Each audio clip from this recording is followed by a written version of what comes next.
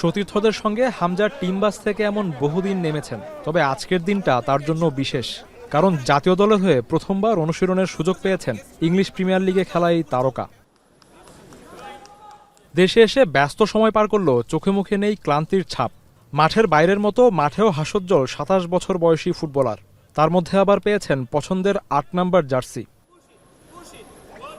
প্রথম দিন তার অনুশীলন মাঠে বসে দেখেছেন বাফুফে সভাপতি।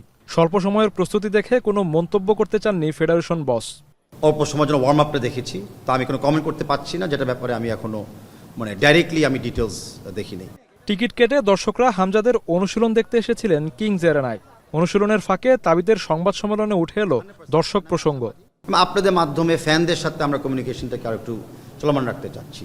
আমরা আমাদের সমস্ত তথ্য চিন্তা সবসময় শেয়ার করতে চাচ্ছি, অ্যান্ড যখনই কোনো জায়গায় আমরা মনে করি আমরা ভুল করেছি বা আমাদের ভুল ধরিয়ে দিয়েছেন, আমরা ভেরি রেডি ওই সময় রিয়াকশনারি এবং রাইট মেজার্স নেওয়ার জন্য। এখানে কোনো আমাদের ইমোশনাল বা কোনো ইগো এখানে কাজ করছে না। ভারত ম্যাচকে সামনে রেখে পুরো দলের প্রস্তুতি নিয়ে সন্তুষ্ট বাফুফে সভাপতি। জানালেন জিততেই শিলং যাচ্ছে বাংলাদেশ দল। সবাই কিন্তু ভেরি কনফিডেন্ট যে নট অনলি ওরা ভালো খেলবে, ওরা প্রবলি ওদের বেস্টটা পারফর্ম করবে, অ্যান্ড ডেফিনেটলি তারা একটা ভিক্টরির দিকে ওরা চিন্তা করতেছে।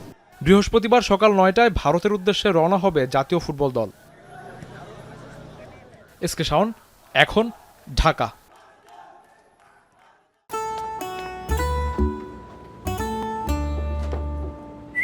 এই ঈদে জুয়েলারি ক্লোদিং এ বিকাশ পেমেন্টে ডিসকাউন্ট।